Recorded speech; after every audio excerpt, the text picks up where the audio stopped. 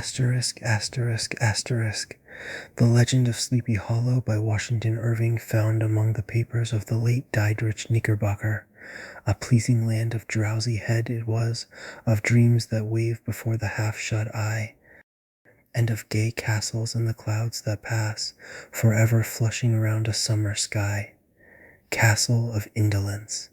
In the bosom of one of those spacious coves which indent the eastern shore of the Hudson, at that broad expansion of the river denominated by the ancient Dutch navigators the Tappan Zee, and where they always prudently shortened sail, and implored the protection of Saint Nicholas when they crossed, there lies a small market town or rural port, which by some is called Greensburg, but which is more generally and properly known by the name of Tarry Town. This name was given, we are told, in former days by the good housewives of the adjacent country, from the inveterate propensity of their husbands to linger about the village tavern on market days.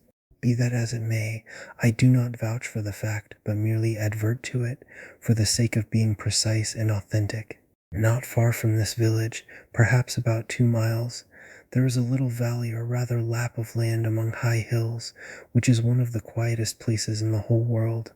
A small brook glides through it with just murmur enough to lull one to repose, and the occasional whistle of a quail or tapping of a woodpecker is almost the only sound that ever breaks in upon the uniform tranquillity. I recollect that, when a stripling, my first exploit in squirrel shooting was in a grove of tall walnut trees that shades one side of the valley. I had wandered into it at noontime, when all nature is peculiarly quiet, and was startled by the roar of my own gun as it broke the Sabbath stillness around and was prolonged and reverberated by the angry echoes. If ever I should wish for a retreat whither I might steal from the world and its distractions, and dream quietly away the remnant of a troubled life, I know of none more promising than this little valley. From the listless repose of the place, and the peculiar character of its inhabitants, who are descendants from the original Dutch settlers, this sequestered glen has long been known by the name of Sleepy Hollow, and its rustic lads are called the Sleepy Hollow Boys throughout all the neighboring country. A drowsy, dreamy influence seems to hang over the land, and to pervade the very atmosphere. Some say that the place was bewitched by a high German doctor during the early days of the settlement. Others, that an old Indian chief, the prophet or wizard of his tribe, held his powwows there before the country was discovered by Master Hendrik Hudson. Certain it is, the place still continues under the sway of some witching power that holds a spell over the minds of the good people, causing them to walk in a continual reverie.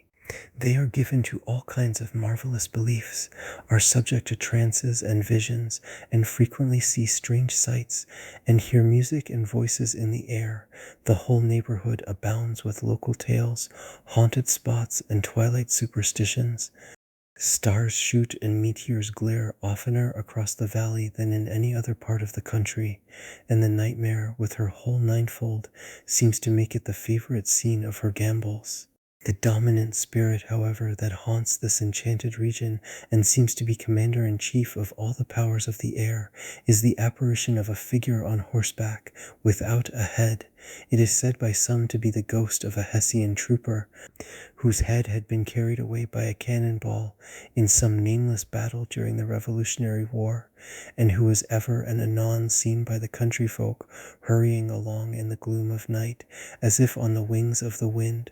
His haunts are not confined to the valley, but extend at times to the adjacent roads, and especially to the vicinity of a church at no great distance. Indeed, certain of the most authentic historians of those parts, who have been careful in collecting and collating the floating facts concerning the spectre, allege that the body of the trooper having been buried in the churchyard, the ghost rides forth to the scene of battle in nightly quest of his head, and that the rushing speed with which he sometimes passes along the hollow, like a midnight blast, is owing to his being belated, and in a hurry to get back to the churchyard before daybreak. Such is the general purport of this legendary superstition, which has furnished materials for many a wild story in that region of shadows. and the spectre is known at all the country firesides by the name of the Headless Horseman of Sleepy Hollow. It is remarkable that the visionary propensity I have mentioned is not confined to the native inhabitants of the valley, but is unconsciously imbibed by everyone who resides there for a time.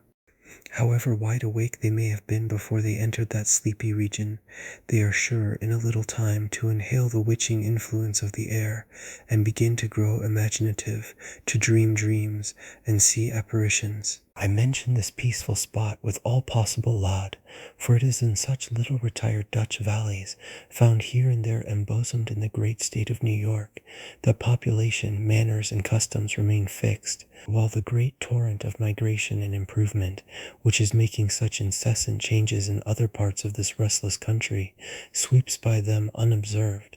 They are like those little nooks of still water which border a rapid stream, where we may see the straw and bubble riding quietly at anchor, or slowly revolving in their mimic harbor, undisturbed by the rush of the passing current.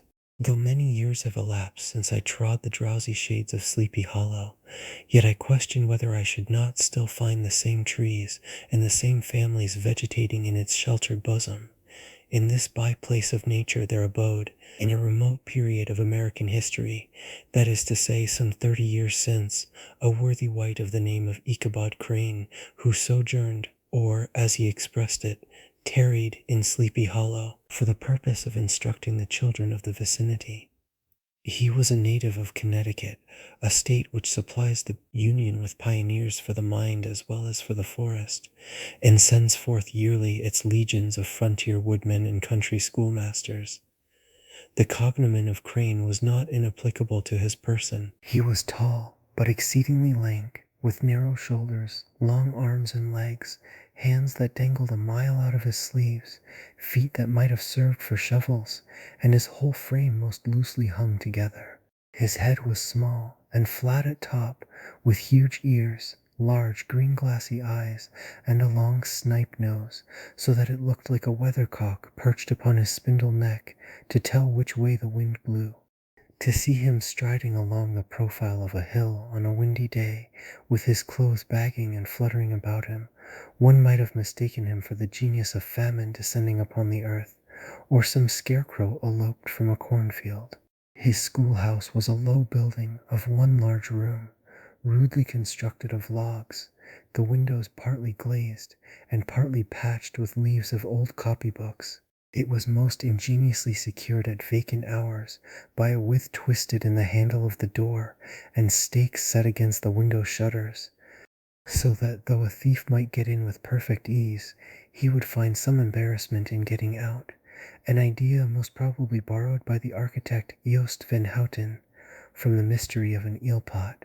The schoolhouse stood in a rather lonely but pleasant situation, just at the foot of a woody hill, with a brook running close by, and a formidable birch tree growing at one end of it. From hence the low murmur of his pupils' voices, conning over their lessons, might be heard in a drowsy summer's day, like the hum of a beehive, interrupted now and then by the authoritative voice of the master, in the tone of menace or command, or peradventure by the appalling sound of the birch, as he urged some tardy loiterer along the flowery path of knowledge.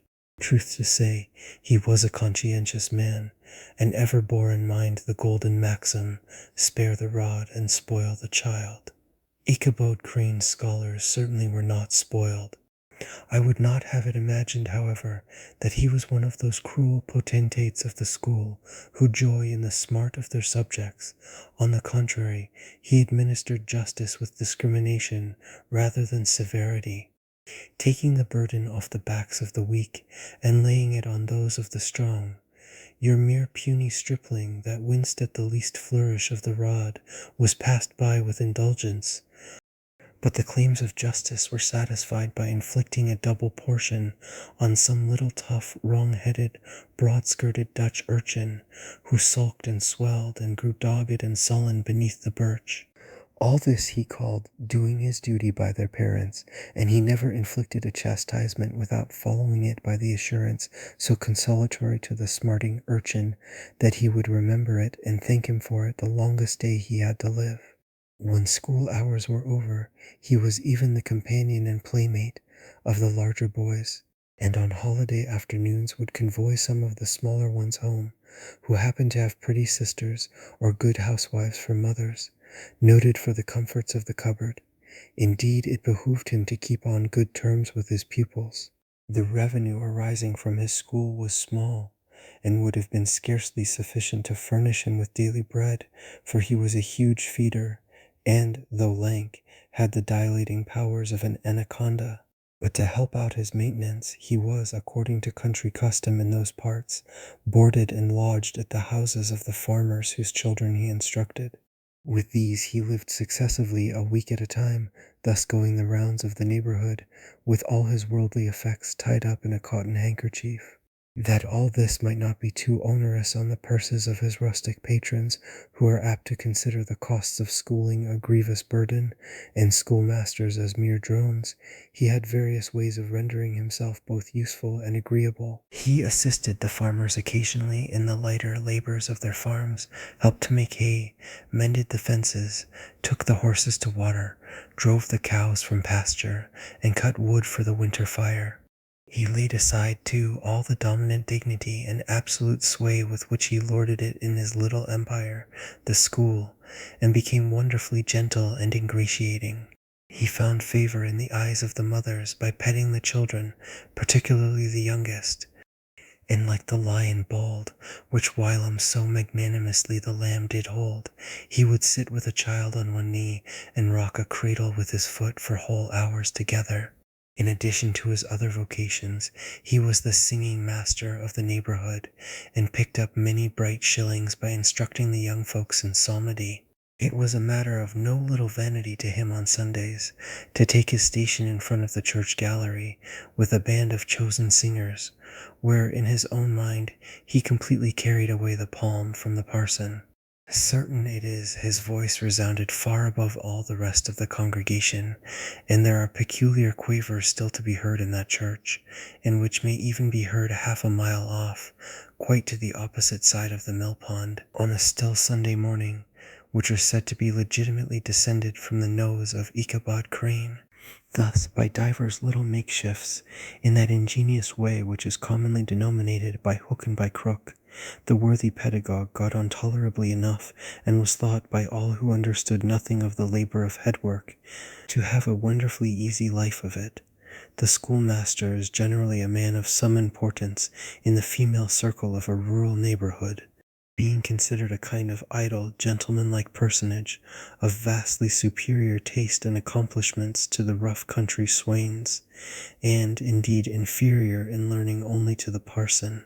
His appearance, therefore, is apt to occasion some little stir at the tea-table of a farmhouse, and the addition of a supernumerary dish of cakes or sweetmeats, or, peradventure, the parade of a silver teapot. Our man of letters, therefore, was peculiarly happy in the smiles of all the country damsels. How he would figure among them in the churchyard, between services on Sundays, gathering grapes for them from the wild vines that overran the surrounding trees, reciting for their amusement all the epitaphs on the tombstones, or sauntering, with a whole bevy of them, along the banks of the adjacent mill pond, while the more bashful country bumpkins hung sheepishly back, envying his superior elegance and address. From his half-itinerant life, also, he was a kind of travelling gazette, carrying the whole budget of local gossip from house to house, so that his appearance was always greeted with satisfaction. He was, moreover, esteemed by the women as a man of great erudition, for he had read several books quite through, and was a perfect master of Cotton Mather's History of New England Witchcraft, in which, by the way, he most firmly and potently believed. He was, in fact, an odd mixture of small shrewdness and simple credulity. His appetite for the marvelous and his powers of digesting it were equally extraordinary, and both had been increased by his residence in this spellbound region. No tale was too gross or monstrous for his capacious swallow. It was often his delight, after his school was dismissed in the afternoon, to stretch himself on the rich bed of clover bordering the little brook that whimpered by his schoolhouse, and there con over old Mather's direful tales, until the gathering dusk of evening made the printed page a mere mist before his eyes. Then, as he wended his way by swamp and stream and awful woodland to the farmhouse where he happened to be quartered, every sound of nature at that witching hour fluttered his excited imagination. The moan of the whippoorwill from the hillside, the boding cry of the tree-toad, that harbinger of storm, the dreary hooting of the screech owl, or the sudden rustling in the thicket of birds frightened from their roost. The fireflies, too, which sparkled most vividly in the darkest places, now and then startled him, as one of uncommon brightness would stream across his path. And if by chance a huge blockhead of a beetle came winging his blundering flight against him, the poor varlet was ready to give up the ghost, with the idea that he was struck with a witch's token. His only resource on such occasions, either to drown thought or drive away evil spirits, was to sing psalm tunes, and the good people of Sleepy Hollow, as they sat by their doors of an evening, were often filled with awe at hearing his nasal melody, in linked sweetness long drawn out, floating from the distant hill, or along the dusky road. Another of his sources of fearful pleasure was to pass long winter evenings with the old Dutch wives, as they sat spinning by the fire, with a row of apples roasting and spluttering along the hearth, and listen to their marvelous tales of ghosts and goblins, and haunted fields, and haunted brooks, and haunted bridges, and haunted houses, and particularly of the headless horseman, or galloping Hessian of the hollow, as they sometimes called him. He would delight them equally by his anecdotes of witchcraft, and of the direful omens and portentous sights and sounds in the air, which prevailed in the earlier times of Connecticut, and would frighten them woefully with speculations upon comets and shooting stars, and with the alarming fact that the world did absolutely turn round, and that they were half the time topsy-turvy. But if there was a pleasure in all this, while snugly cuddling in the chimney corner of a chamber that was all of a ruddy glow from the crackling wood fire, and where of course no spectre dared to show its face, it was dearly purchased by the terrors of his subsequent walk homewards. What fearful shapes and shadows beset his path, amidst the dim and ghastly glare of a snowy night! With what wistful look did he eye every trembling ray of light streaming across the waste fields from some distant window! How often was he appalled by some shrub covered with snow, which like a sheeted spectre beset his very path! How often did he shrink with curdling awe at the sound of his own steps on the frosty crust beneath his feet, and dread to look over his shoulder, lest he should behold some uncouth being tramping close behind him! And how often was he thrown into complete dismay by some rushing blast, howling among the trees, in the idea that it was the galloping Hessian on one of his nightly scourings. All these, however, were mere terrors of the night, phantoms of the mind that walk in darkness.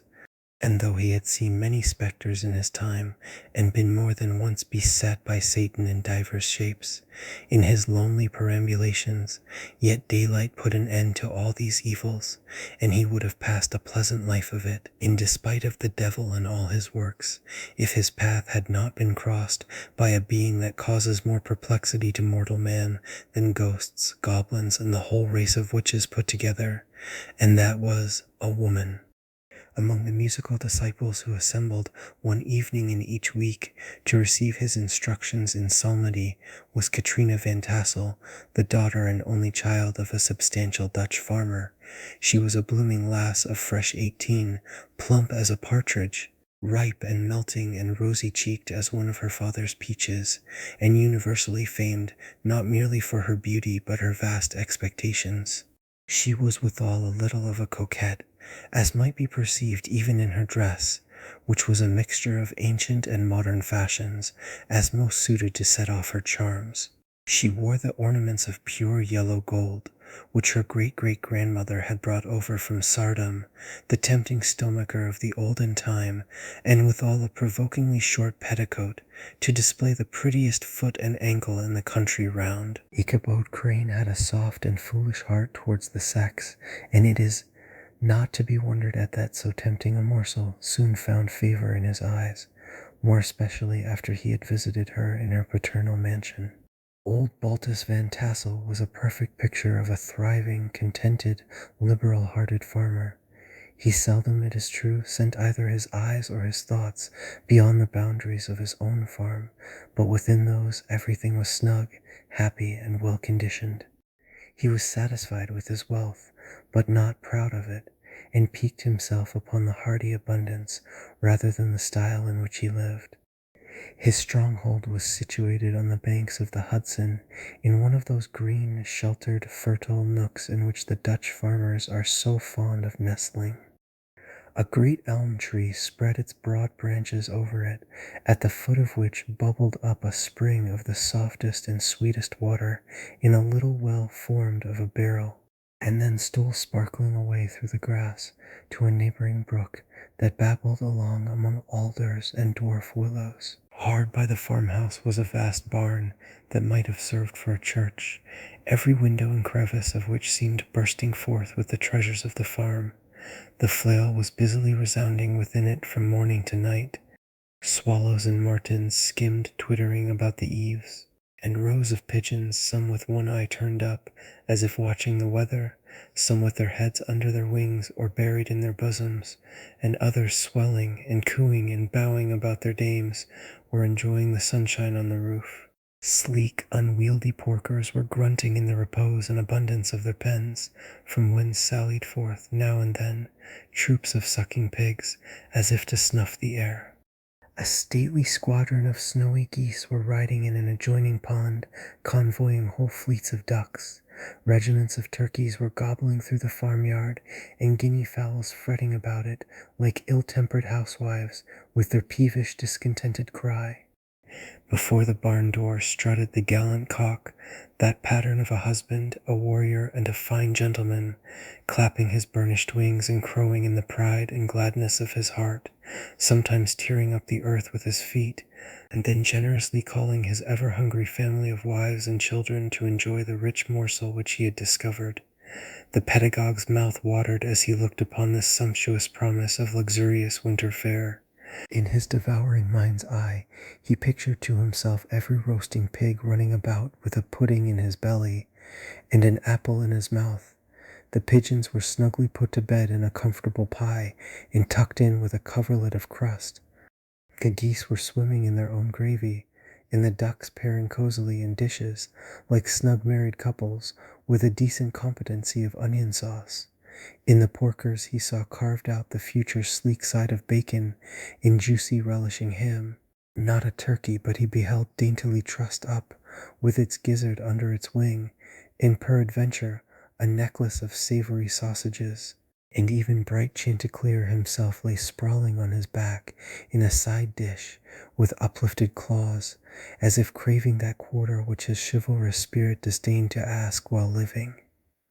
As the enraptured Ichabod fancied all this, and as he rolled his great green eyes over the fat meadow lands, the rich fields of wheat, of rye, of buckwheat and Indian corn, and the orchards burdened with ruddy fruit, which surrounded the warm tenement of Van Tassel, his heart yearned after the damsel who was to inherit these domains, and his imagination expanded with the idea how they might be readily turned into cash, and the money invested in immense tracts of wild land and shingle palaces in the wilderness. Nay, his busy fancy already realized his hopes, and presented to him the blooming Katrina, with a whole family of children, mounted on the top of a wagon loaded with household trumpery, with pots and kettles dangling beneath.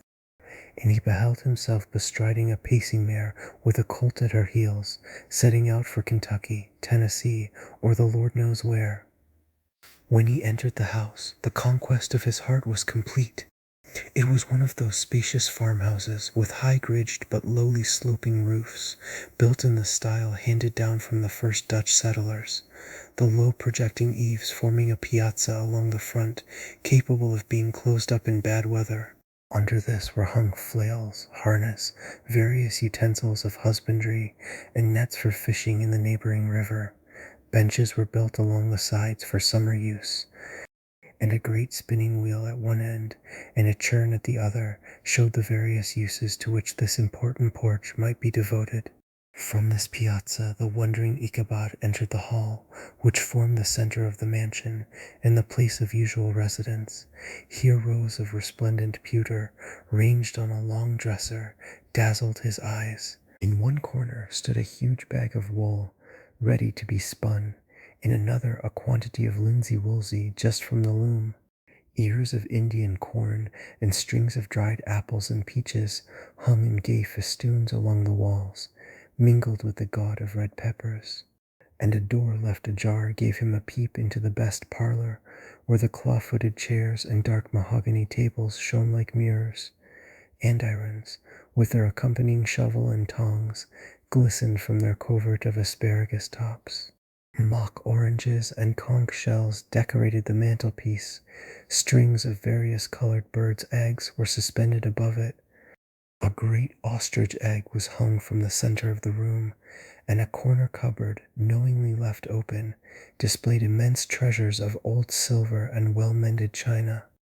From the moment Ichabod laid his eyes upon these regions of delight, the peace of his mind was at an end, and his only study was how to gain the affections of the peerless daughter of Van Tassel.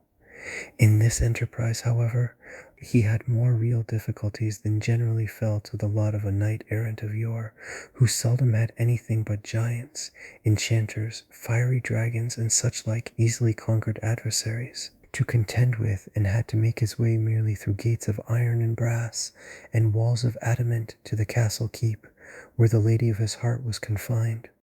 All which he achieved as easily as a man would carve his way to the center of a Christmas pie, and then the lady gave him her hand as a matter of course. Ichabod, on the contrary, had to win his way to the heart of a country coquette, beset with a labyrinth of whims and caprices, which were forever presenting new difficulties and impediments.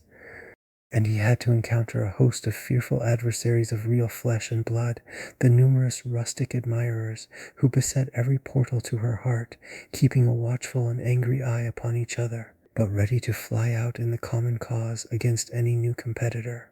Among these the most formidable was a burly, roaring, roistering blade of the name of Abraham, or, according to the Dutch abbreviation, Bram van Brunt, the hero of the country round, which rang with his feats of strength and hardihood. He was broad-shouldered and double-jointed, with short curly black hair, and a bluff but not unpleasant countenance, having a mingled air of fun and arrogance. From his Herculean frame and great powers of limb he had received the nickname of Brom Bones, by which he was universally known. He was famed for great knowledge and skill in horsemanship, being as dexterous on horseback as a Tartar. He was foremost at all races and cockfights, and, with the ascendancy which bodily strength always acquires in rustic life, was the umpire in all disputes, setting his hat on one side, and giving his decisions with an air and tone that admitted of no gainsay or appeal. He was always ready for either a fight or a frolic, but had more mischief than ill will in his composition, and with all his overbearing roughness, there was a strong dash of waggish good humor at bottom. He had 3 or 4 boon companions, who regarded him as their model, and at the head of whom he scoured the country, attending every scene of feud or merriment for miles round. In cold weather he was distinguished by a fur cap, surmounted with a flaunting fox's tail. And when the folks at a country gathering descried this well-known crest at a distance, whisking about among a squad of hard riders, they always stood by for a squall. Sometimes his crew would be heard dashing along past the farmhouses at midnight, with whoop and halloo, like a troop of Don Cossacks, and the old dames, startled out of their sleep, would listen for a moment till the hurry-scurry had clattered by, and then exclaim, "Aye, there goes Brom Bones and his gang." The neighbors looked upon him with a mixture of awe, admiration, and goodwill, and when any madcap prank or rustic brawl occurred in the vicinity, always shook their heads and warranted Brom Bones was at the bottom of it. This rantable hero had for some time singled out the blooming Katrina for the object of his uncouth gallantries, and though his amorous toyings were something like the gentle caresses and endearments of a bear, yet it was whispered that she did not altogether discourage his hopes. Certain it is, his advances were signals for rival candidates to retire, who felt no inclination to cross a line in his amours, insomuch that when his horse was seen tied to Van Tassel's paling on a Sunday night, a sure sign that his master was courting, or, as it is termed, sparking, within, all other suitors passed by in despair, and carried the war into other quarters.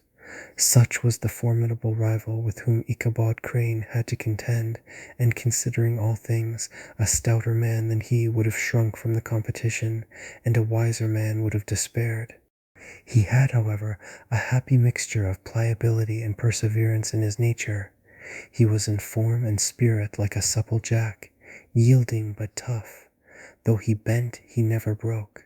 And though he bowed beneath the slightest pressure, yet, the moment it was away, jerk, he was as erect, and carried his head as high as ever.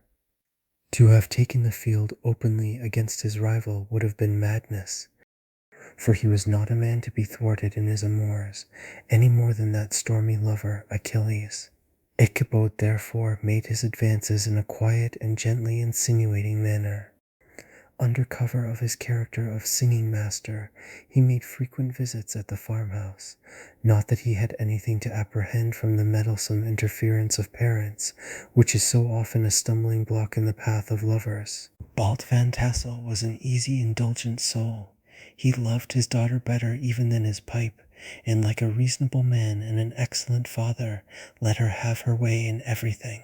His notable little wife, too, had enough to do to attend to her housekeeping and manage her poultry, for, as she sagely observed, ducks and geese are foolish things and must be looked after, but girls can take care of themselves.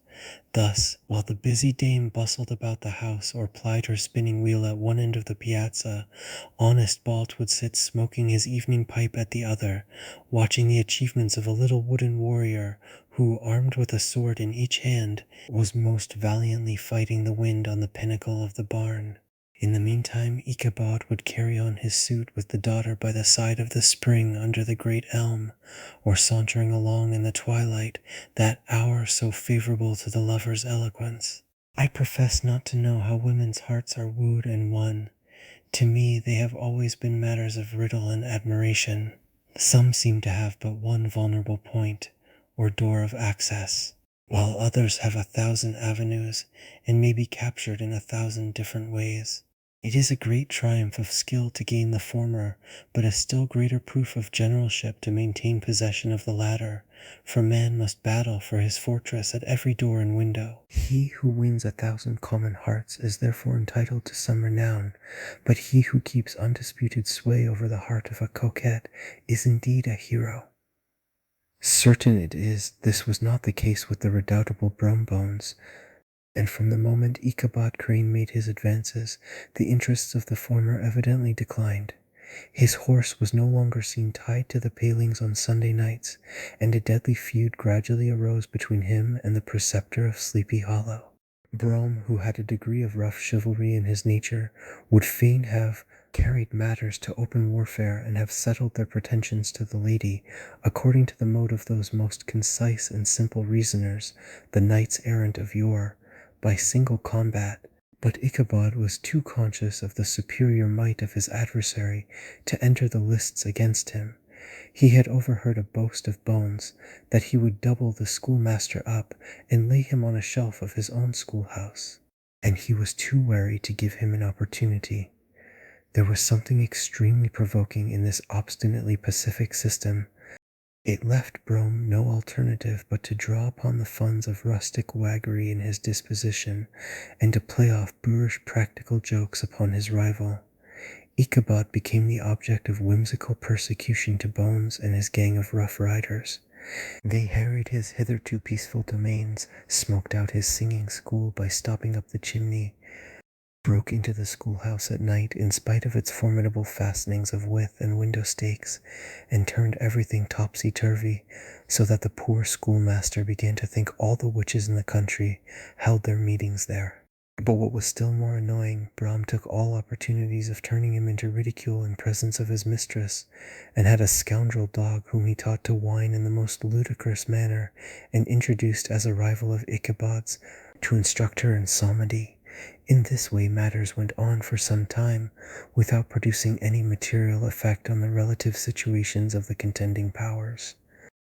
On a fine autumnal afternoon, Ichabod, in pensive mood, sat enthroned on the lofty stool from whence he usually watched all the concerns of his little literary realm. In his hand he swayed a ferule, that sceptre of despotic power. The birch of justice reposed on 3 nails behind the throne, a constant terror to evildoers, while on the desk before him might be seen sundry contraband articles and prohibited weapons detected upon the persons of idle urchins, such as half-munched apples, pop-guns, whirligigs, fly-cages, and whole legions of rampant little paper gamecocks.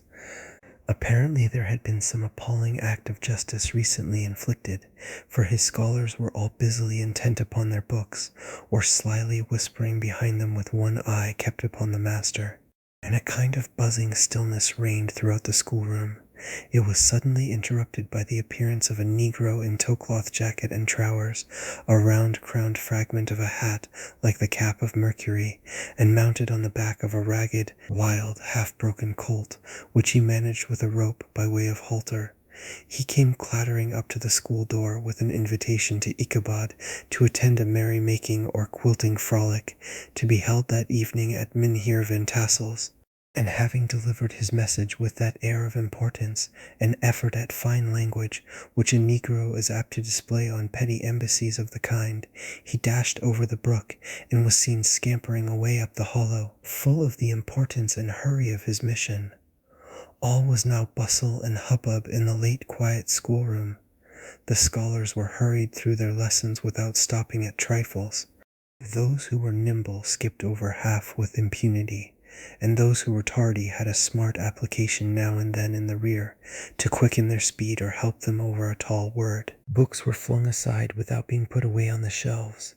Inkstands were overturned, benches thrown down, and the whole school was turned loose an hour before the usual time, bursting forth like a legion of young imps, yelping and racketing about the green in joy at their early emancipation.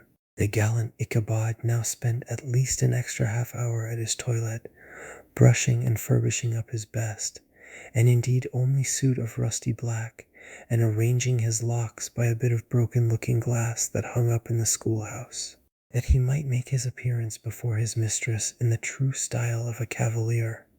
He borrowed a horse from the farmer with whom he was domiciliated, a choleric old Dutchman of the name of Hans von Ripper, and thus gallantly mounted, issued forth like a knight-errant in quest of adventures. But it is meet I should, in the true spirit of romantic story, give some account of the looks and equipments of my hero and his steed. The animal he bestrode was a broken-down plough-horse, that had outlived almost everything but its viciousness. He was gaunt and shagged, with a ewe-neck and a head like a hammer. His rusty mane and tail were tangled and knotted with burrs. One eye had lost its pupil and was glaring and spectral, but the other had the gleam of a genuine devil in it. Still he must have had fire and metal in his day, if we may judge from the name he bore of gunpowder. He had, in fact, been a favorite steed of his master's, the choleric Van Ripper, who was a furious rider, and had infused very probably some of his own spirit into the animal. For, old and broken down as he looked, there was more of the lurking devil in him than in any young filly in the country. Ichabod was a suitable figure for such a steed. He rode with short stirrups, which brought his knees nearly up to the pommel of the saddle. His sharp elbows stuck out like grasshoppers. He carried his whip perpendicularly in his hand, like a sceptre, and as his horse jogged on, the motion of his arms was not unlike the flapping of a pair of wings. A small wool hat rested on the top of his nose, for so his scanty strip of forehead might be called, and the skirts of his black coat fluttered out almost to the horse's tail. Such was the appearance of Ichabod and his steed as they shambled out of the gate of Hans Van Ripper. and it was altogether such an apparition as is seldom to be met with in broad daylight. It was, as I have said, a fine autumnal day. The sky was clear and serene, and nature wore that rich and golden livery which we always associate with the idea of abundance. The forests had put on their sober brown and yellow, while some trees of the tenderer kind had been nipped by the frosts into brilliant dyes of orange, purple, and scarlet. Streaming files of wild ducks began to make their appearance high in the air. The bark of the squirrel might be heard from the groves of beech and hickory nuts, and the pensive whistle of the quail at intervals from the neighboring stubble field. The small birds were taking their farewell banquets. In the fullness of their revelry they fluttered, chirping and frolicking from bush to bush, and tree to tree, capricious from the very profusion and variety around them. There was the honest cock-robin, the favorite game of stripling sportsmen, with its loud, querulous note, and the twittering blackbirds flying in sable clouds, and the golden-winged woodpecker with his crimson crest, his broad black gorget and splendid plumage, and the cedar bird with its red-tipped wings and yellow-tipped tail and its little Montero cap of feathers, and the blue jay, that noisy coxcomb, in his gay light blue coat and white underclothes, screaming and chattering, nodding and bobbing and bowing, and pretending to be on good terms with every songster of the grove. As Ichabod jogged slowly on his way, his eye, ever open to every symptom of culinary abundance, ranged with delight over the treasures of jolly autumn. On all sides he beheld vast store of apples, some hanging in oppressive opulence on the trees, some gathered into baskets and barrels for the market, others heaped up in rich piles for the cider press. Farther on he beheld great fields of Indian corn, with its golden ears peeping from their leafy coverts, and holding out the promise of cakes and hasty pudding, and the yellow pumpkins lying beneath them, turning up their fair round bellies to the sun, and giving ample prospects of the most luxurious of pies. And anon he passed the fragrant buckwheat fields, breathing the odor of the beehive. And as he beheld them, soft anticipation stole over his mind of dainty slapjacks, well buttered, and garnished with honey or treacle by the delicate little dimpled hand of Katrina Van Tassel. Thus feeding his mind with many sweet thoughts and sugared suppositions, he journeyed along the sides of a range of hills which look out upon some of the goodliest scenes of the mighty Hudson. The sun gradually wheeled his broad disk down in the west. The wide bosom of the Tappan Zee lay motionless and glassy, excepting that here and there a gentle undulation waved and prolonged the blue shadow of the distant mountain. Few amber clouds floated in the sky, without a breath of air to move them. The horizon was of a fine golden tint, changing gradually into a pure apple green, and from that into the deep blue of the mid-heaven. A slanting ray lingered on the woody crests of the precipices that overhung some parts of the river, giving greater depth to the dark gray and purple of their rocky sides. A sloop was loitering in the distance, dropping slowly down with the tide, her sail hanging uselessly against the mast, and as the reflection of the sky gleamed along the still water, it seemed as if the vessel was suspended in the air. It was toward evening that Ichabod arrived at the castle of the Heer Van Tassel, which he found thronged with the pride and flower of the adjacent country. Old farmers, a spare leathern-faced race, in homespun coats and breeches, blue stockings, huge shoes, and magnificent pewter buckles.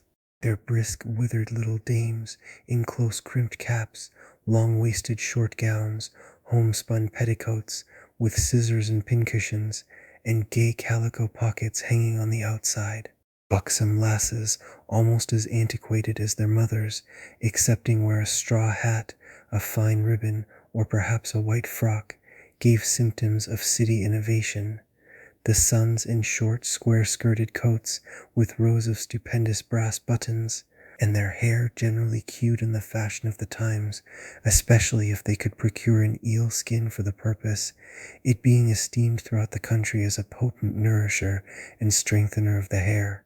Brombones, however, was the hero of the scene, having come to the gathering on his favorite steed Daredevil, a creature like himself, full of metal and mischief, and which no one but himself could manage. He was, in fact, noted for preferring vicious animals, given to all kinds of tricks which kept the rider in constant risk of his neck, for he held a tractable, well-broken horse as unworthy of a lad of spirit.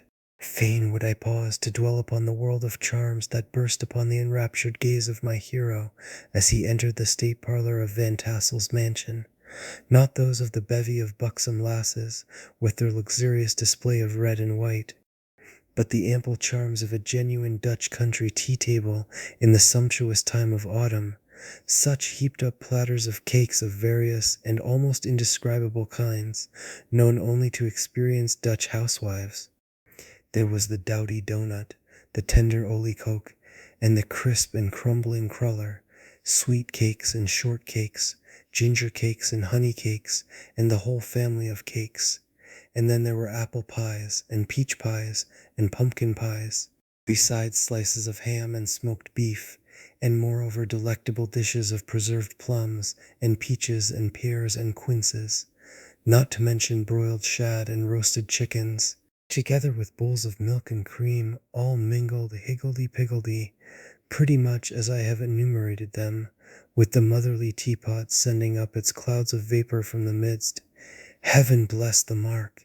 I want breath and time to discuss this banquet as it deserves, and am too eager to get on with my story.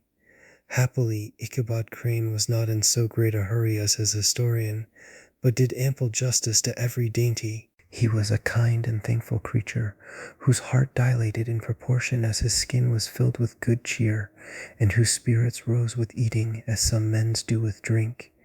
He could not help, too, rolling his large eyes round him as he ate, and chuckling with the possibility that he might one day be lord of all this scene of almost unimaginable luxury and splendor. Then, he thought, how soon he'd turn his back upon the old schoolhouse, snap his fingers in the face of Hans Van Ripper and every other niggardly patron, and kick any itinerant pedagogue out of doors that should dare to call him comrade. Old Baltus Van Tassel moved about among his guests with a face dilated with content and good humor, round and jolly as the harvest moon.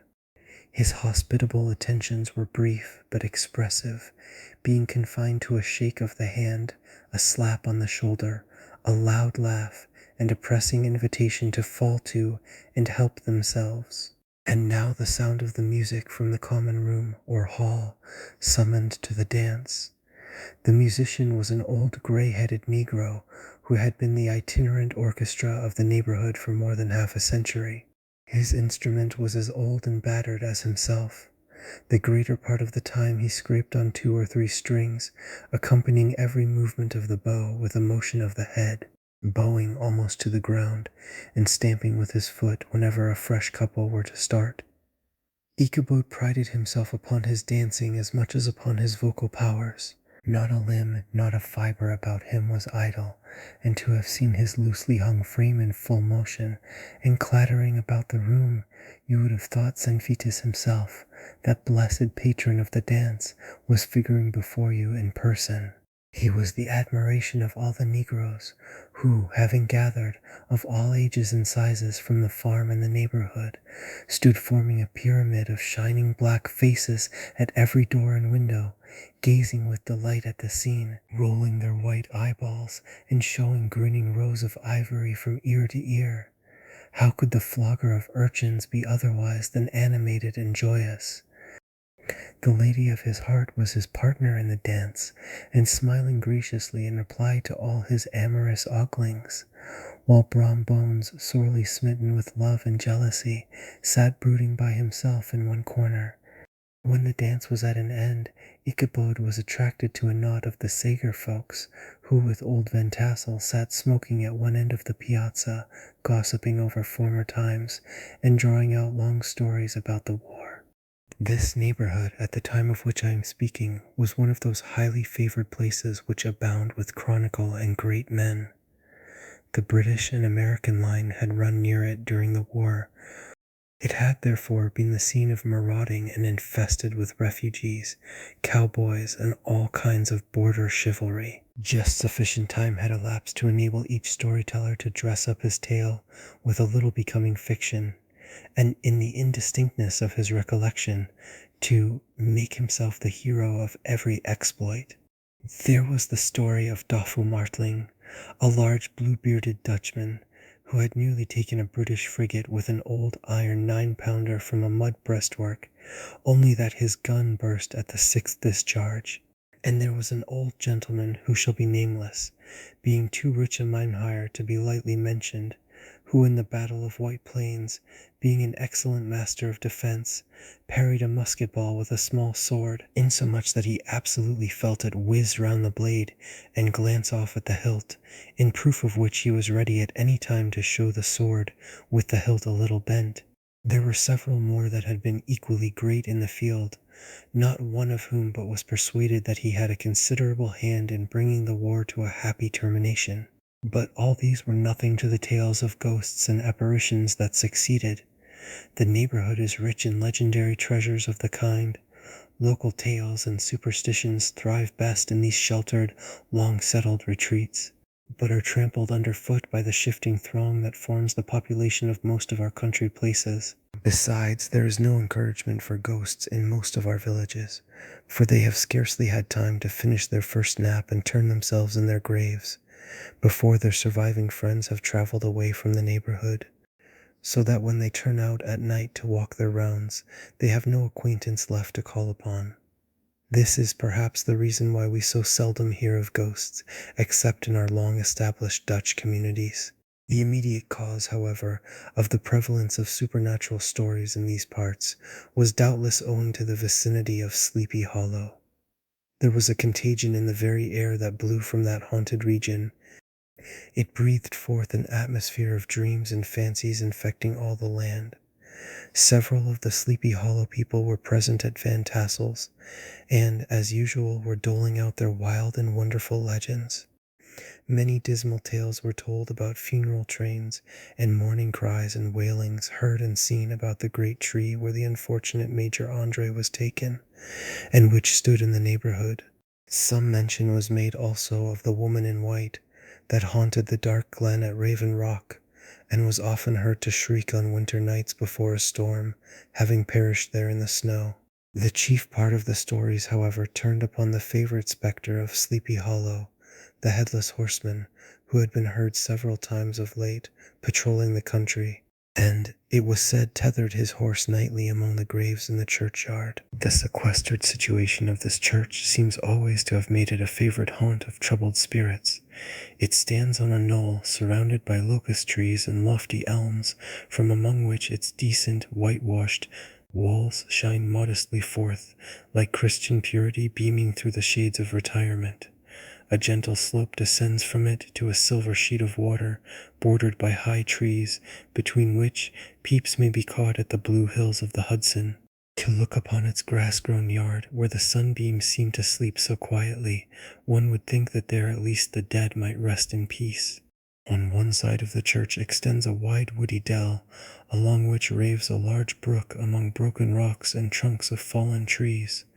Over a deep black part of the stream not far from the church was formerly thrown a wooden bridge.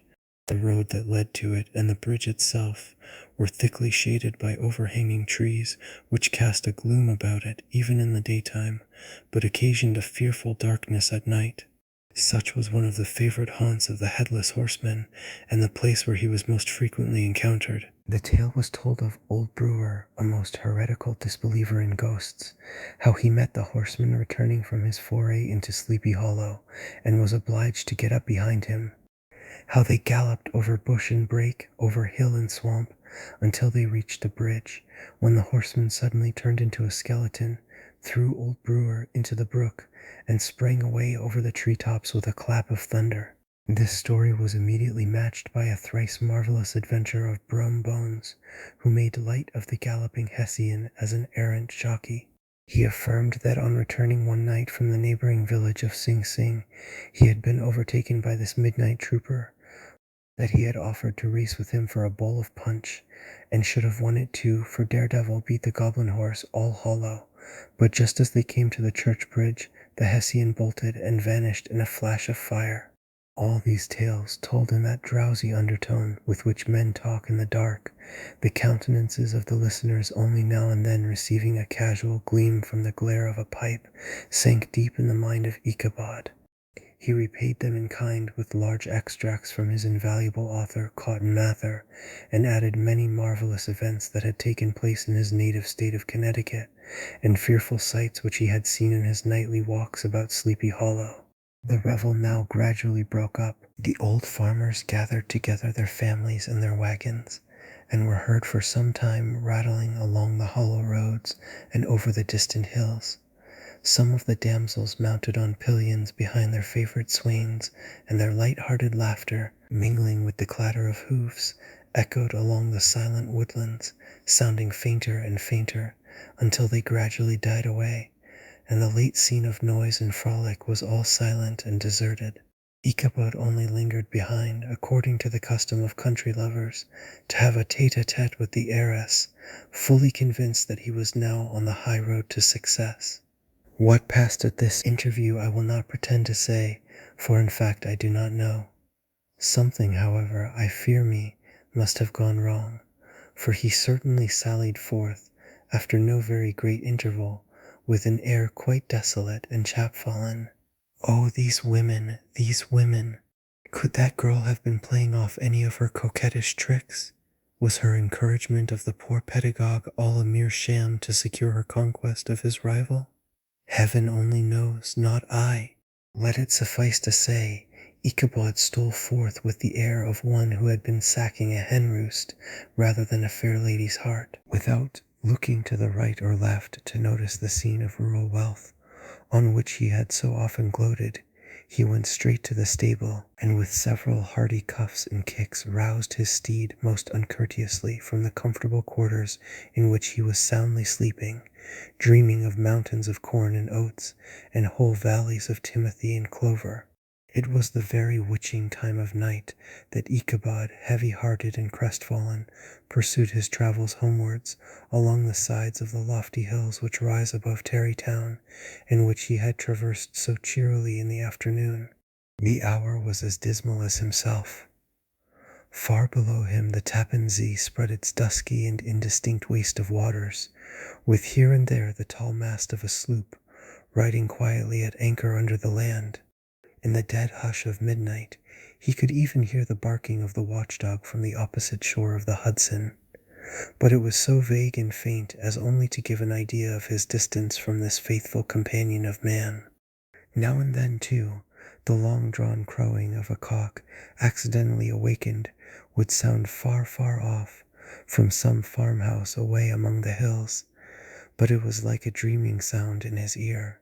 No signs of life occurred near him, but occasionally the melancholy chirp of a cricket, or perhaps the guttural twang of a bullfrog from a neighboring marsh, as if sleeping uncomfortably and turning suddenly in his bed. All the stories of ghosts and goblins that he had heard in the afternoon now came crowding upon his recollection. The night grew darker and darker, the stars seemed to sink deeper in the sky, and driving clouds occasionally hid them from his sight. He had never felt so lonely and dismal. He was, moreover, approaching the very place where many of the scenes of the ghost stories had been laid. In the center of the road stood an enormous tulip tree, which towered like a giant above all the other trees of the neighborhood, and formed a kind of landmark. Its limbs were gnarled and fantastic, large enough to form trunks for ordinary trees, twisting down almost to the earth, and rising again into the air. It was connected with the tragical story of the unfortunate Andre, who had been taken prisoner hard by, and was universally known by the name of Major Andre's tree. The common people regarded it with a mixture of respect and superstition, partly out of sympathy for the fate of its ill-starred namesake, and partly from the tales of strange sights and doleful lamentations told concerning it. As Ichabod approached this fearful tree, he began to whistle. He thought his whistle was answered. It was but a blast sweeping sharply through the dry branches. As he approached a little nearer, he thought he saw something white, Hanging in the midst of the tree, he paused and ceased whistling, but, on looking more narrowly, perceived that it was a place where the tree had been scathed by lightning, and the white wood laid bare. Suddenly he heard a groan. His teeth chattered, and his knees smote against the saddle. It was but the rubbing of one huge bough upon another, as they were swayed about by the breeze. He passed the tree in safety, but new perils lay before him. About 200 yards from the tree, a small brook crossed the road and ran into a marshy and thickly wooded glen known by the name of Wiley's Swamp. A few rough logs, laid side by side, served for a bridge over this stream. On that side of the road where the brook entered the wood, a group of oaks and chestnuts, matted thick with wild grapevines, threw a cavernous gloom over it. To pass this bridge was the severest trial.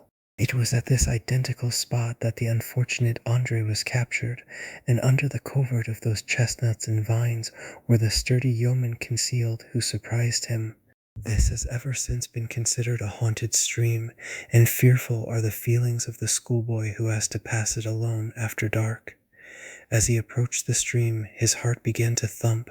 He summoned up, however, all his resolution, gave his horse half a score of kicks in the ribs, and attempted to dash briskly across the bridge. But instead of starting forward, the perverse old animal made a lateral movement and ran broadside against the fence. Ishiabad, whose fears increased with the delay, jerked the reins on the other side and kicked lustily with the contrary foot. It was all in vain. His steed started, it is true, but it was only to plunge to the opposite side of the road into a thicket of brambles and alder bushes.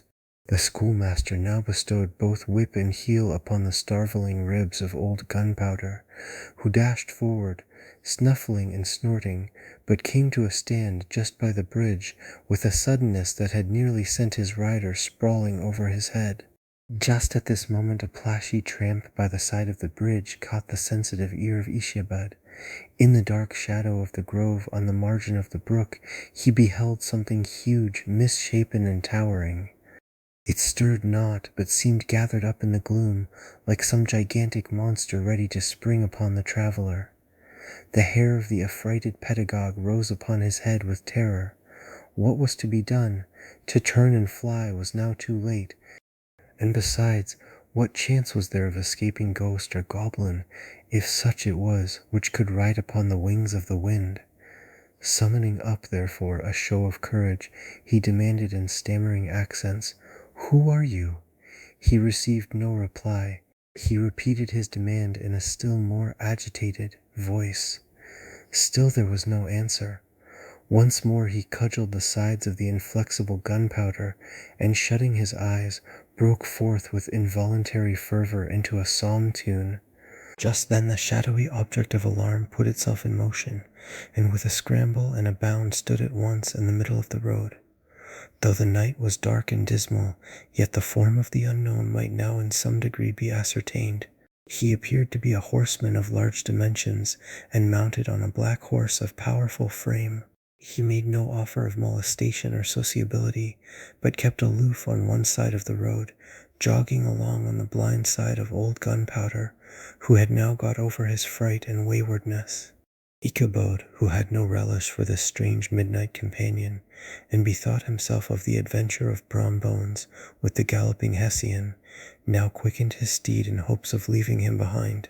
The stranger, however, quickened his horse to an equal pace. Ichabod pulled up and fell into a walk, thinking to lag behind. The other did the same.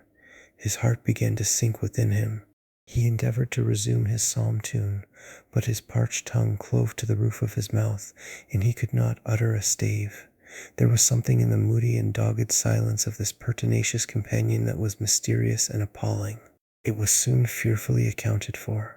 On mounting a rising ground, which brought the figure of his fellow traveler in relief against the sky, gigantic in height, and muffled in a cloak, Ichabod was horror-struck on perceiving that he was headless. But his horror was still more increased on observing that the head, which should have rested on his shoulders, was carried before him on the pommel of his saddle. His terror rose to desperation. He rained a shower of kicks and blows upon Gunpowder, hoping by a sudden movement to give his companion the slip, but the spectre started full jump with him.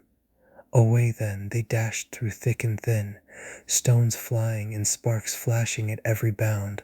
Ichabod's flimsy garments fluttered in the air as he stretched his long lank body away over his horse's head in the eagerness of his flight. They had now reached the road which turns off to Sleepy Hollow, but Gunpowder, who seemed possessed with a demon, instead of keeping up it, made an opposite turn and plunged headlong downhill to the left. This road leads through a sandy hollow shaded by trees for about a quarter of a mile, where it crosses the bridge famous in goblin story, and just beyond swells the green knoll on which stands the whitewashed church.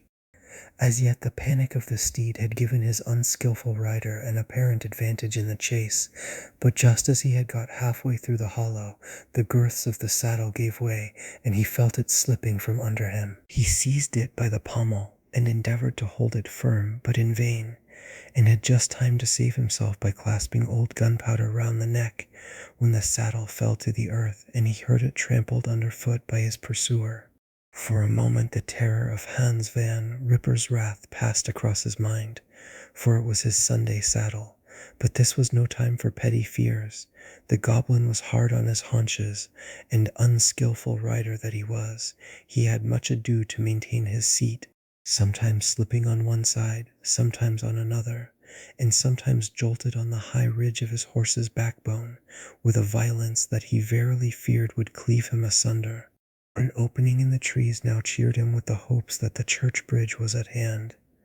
The wavering reflection of a silver star in the bosom of the brook told him that he was not mistaken. He saw the walls of the church dimly glaring under the trees beyond. He recollected the place where Brombones' ghostly competitor had disappeared. If I can but reach that bridge, thought Ichabod, I am safe. Just then he heard the black steed panting and blowing close behind him. He even fancied that he felt his hot breath. Another convulsive kick in the ribs, and old Gunpowder sprang upon the bridge. He thundered over the resounding planks.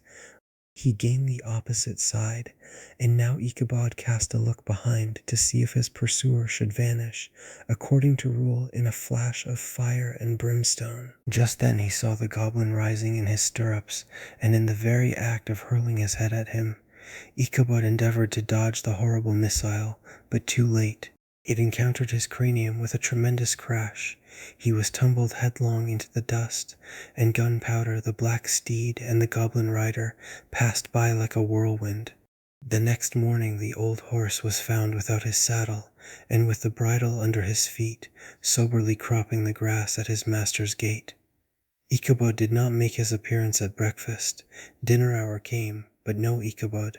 The boys assembled at the schoolhouse, and strolled idly about the banks of the brook, but no schoolmaster. Hans Van Ripper now began to feel some uneasiness about the fate of poor Ichabod and his saddle. An inquiry was set on foot, and after diligent investigation they came upon his traces. In one part of the road leading to the church was found the saddle trampled in the dirt, the tracks of horses' hoofs deeply dented in the road, and evidently at furious speed, were traced to the bridge, beyond which, on the bank of a broad part of the brook, where the water ran deep and black, was found the hat of the unfortunate Ichabod, and close beside it a shattered pumpkin. The brook was searched, but the body of the schoolmaster was not to be discovered. Hans Van Ripper, as executor of his estate, examined the bundle which contained all his worldly effects. They consisted of 2 shirts and a half, 2 stocks for the neck, a pair or 2 of worsted stockings, an old pair of corduroy small clothes, a rusty razor, a book of psalm tunes full of dog's ears, and a broken pitch pipe. As to the books and furniture of the schoolhouse, they belonged to the community, excepting Cotton Mather's History of Witchcraft, a New England Almanac, and a book of dreams and fortune-telling, in which last was a sheet of foolscap much scribbled and blotted in several fruitless attempts to make a copy of verses in honor of the heiress of Van Tassel. These magic books and the poetic scrawl were forthwith consigned to the flames by Hans Van Ripper, who from that time forward determined to send his children no more to school, observing that he never knew any good come of this same reading and writing. Whatever money the schoolmaster possessed, and he had received his quarter's pay but a day or two before, he must have had about his person at the time of his disappearance. The mysterious event caused much speculation at the church on the following Sunday. Knots of gazers and gossips were collected in the churchyard, at the bridge, and at the spot where the hat and pumpkin had been found.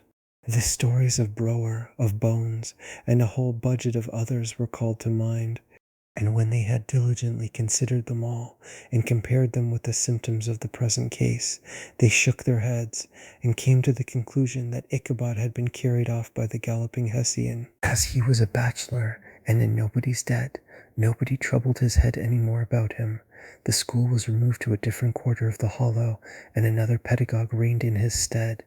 It is true, an old farmer, who had been down to New York on a visit several years after, and from whom this account of the ghostly adventure was received, brought home the intelligence that Ichabod Crane was still alive, that he had left the neighborhood partly through fear of the goblin and Hans Van Ripper, and partly in mortification at having been suddenly dismissed by the heiress, that he had changed his quarters to a distant part of the country, had kept school and studied law at the same time, had been admitted to the bar, turned politician, electioneered, written for the newspapers, and finally had been made a justice of the 10-pound court.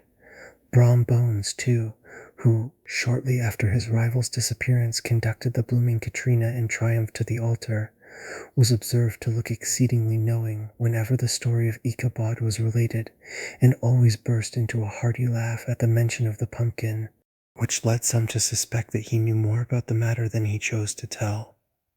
The old country wives, however, who were the best judges of these matters, maintain to this day that Ichabod was spirited away by supernatural means, and it is a favorite story often told about the neighborhood round the winter evening fire. The bridge became more than ever an object of superstitious awe, and that may be the reason why the road has been altered of late years, so as to approach the church by the border of the mill pond.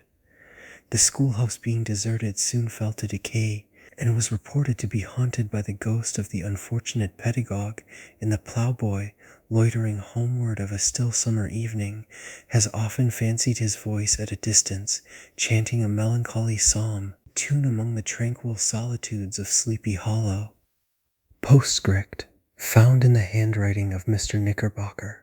The preceding tale is given almost in the precise words in which I heard it related at a corporation meeting at the ancient city of Manhattoes, at which were present many of its sagest and most illustrious burghers. The narrator was a pleasant, shabby, gentlemanly old fellow, in pepper and salt clothes, with a sadly humorous face, and one whom I strongly suspected of being poor. He made such efforts to be entertaining. When his story was concluded, there was much laughter and approbation, particularly from 2 or 3 deputy aldermen, who had been asleep the greater part of the time. There was, however, one tall, dry-looking old gentleman, with beetling eyebrows, who maintained a grave and rather severe face throughout, now and then folding his arms, inclining his head, and looking down upon the floor, as if turning a doubt over in his mind.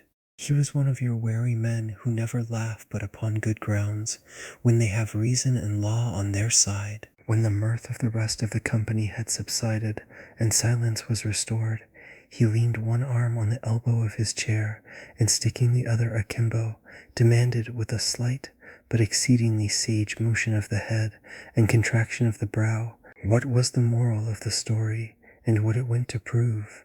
The storyteller, who was just putting a glass of wine to his lips as a refreshment after his toils, paused for a moment, looked at his inquirer with an air of infinite deference, and, lowering the glass slowly to the table, observed that the story was intended most logically to prove that there is no situation in life but has its advantages and pleasures, provided we will but take a joke as we find it. That, therefore, he that runs races with goblin troopers is likely to have rough riding of it. Ergo, for a country schoolmaster to be refused the hand of a Dutch heiress is a certain step to high preferment in the state. The cautious old gentleman knit his brows tenfold closer after this explanation, being sorely puzzled by the ratiocination of the syllogism, while, methought, the one in pepper and salt eyed him with something of a triumphant leer. At length he observed that all this was very well, but still he thought the story a little on the extravagant. There were one or two points on which he had his doubts. "Faith, sir," replied the storyteller, "as to that matter I don't believe one half of it myself. DK the end. Asterisk, asterisk, asterisk, end of the Project Gutenberg ebook The Legend of Sleepy Hollow. Asterisk, asterisk, asterisk. Updated editions will replace the previous one. The old editions will be renamed, creating the works from print editions not protected by U.S. copyright law means that no one owns a United States copyright in these works, so the Foundation and you can copy and distribute it in the United States without permission and without paying copyright royalties. Special rules set forth in the general terms of use part of this license apply to copying and distributing Project Gutenberg trademark electronic works to protect the Project Gutenberg trademark concept and trademark. Project Gutenberg is a registered trademark and may not be used if you charge for an ebook, except by following the terms of the trademark license, including paying royalties for use of the Project Gutenberg trademark. If you do not charge anything for copies of this ebook, complying with the trademark license is very easy. You may use this ebook for nearly any purpose, such as creation of derivative works, reports, performances, and research. Project Gutenberg ebooks may be modified and printed and given away. You may do practically anything in the United States with ebooks not protected by U.S. copyright law. Redistribution is subject to the trademark license, especially commercial redistribution. Start full license, the full Project Gutenberg trademark license. Please read this before you distribute or use this work to protect the Project Gutenberg trademark mission of promoting the free distribution of electronic works. By using or distributing this work,